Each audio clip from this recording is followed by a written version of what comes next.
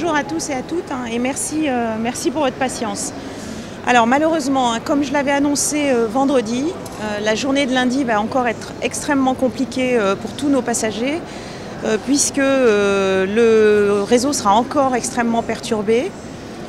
On parle d'environ entre 15 et 20% du trafic. Ça veut dire un léger mieux, mais qui ne correspond pas du tout aux besoins sur une journée classique comme un lundi. Donc en particulier sur Transilien, nous le verrons tout à l'heure dans le détail, une amélioration. Néanmoins, il va y avoir beaucoup plus de monde. Il y a donc un risque de saturation sur les gares et sur les quais. Et c'est pour ça que nous invitons tous ceux qui le peuvent à limiter leurs déplacements en train et à prendre d'autres moyens de transport si c'est possible, en particulier le covoiturage puisqu'il sera gratuit en Île-de-France. Alors je vais rentrer un peu plus dans le détail maintenant. Pour ce qui est de Transilien, on a donc une légère amélioration, un train sur 5, encore une fois tout à fait insuffisant pour ce qui concerne la demande qu'il va y avoir sur un lundi. On a, à titre d'illustration, sur la B, un train sur 3 toute la journée. Sur la D Nord, 3 trains par heure seulement entre Paris et Villiers-le-Bel. Sur le Sud, 2 trains par heure en heure de pointe seulement et 1 train par heure pour le reste de la journée entre Paris-Gare de Lyon et Melun et Paris-Gare de Lyon et Corbeil. Et à titre d'alerte et d'illustration, malheureusement, sur la ligne R, il n'y aura aucun train et sur la ligne U non plus. Pour ce qui concerne la ligne R, il y a néanmoins des TER qui peuvent desservir certaines des gares desservies par la ligne R. Donc, ça vaut la peine pour tous ceux qui voudront voyager d'aller vérifier toutes les informations. Vous avez vu que la situation est assez disparate sur nos canaux d'information. Encore une fois, toutes les informations fiables sont à partir de 17 h sur nos canaux pour le lendemain. Alors pour ce qui concerne TER, je ne vais pas rentrer dans les détails, mais on est toujours sur une circulation sur 3, essentiellement réalisée par bus. Pour ce qui est de TGV, alors pour TGV, je vais faire quelques précisions. Pour ce qui concerne les trains de lundi et de mardi, on a déjà mis en ligne l'entièreté des trains qui vont circuler. Cette information, elle est fiable. Ça veut dire que ces trains sont garantis. Il reste quelques places que les clients peuvent acheter.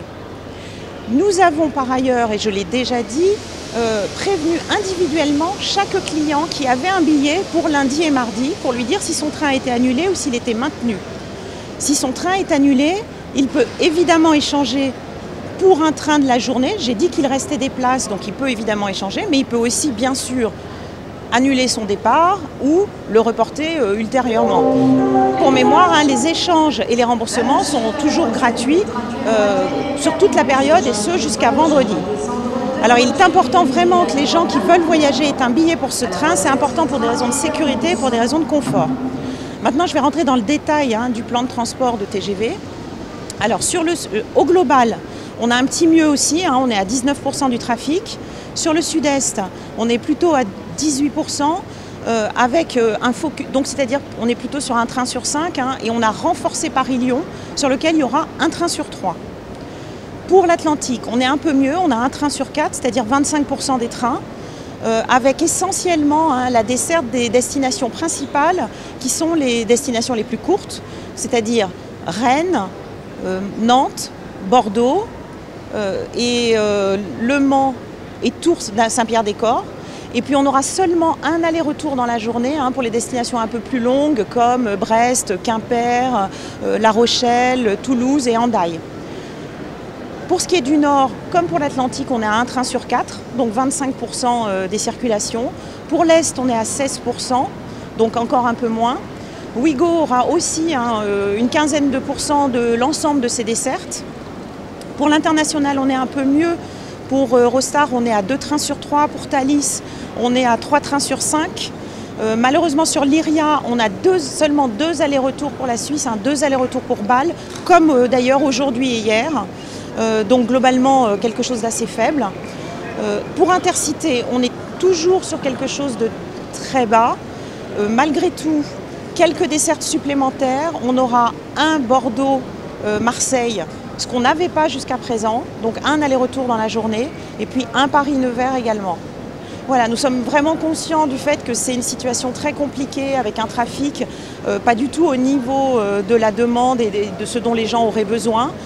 Néanmoins, nous essayons de faire tous nos efforts pour aider nos clients à s'organiser.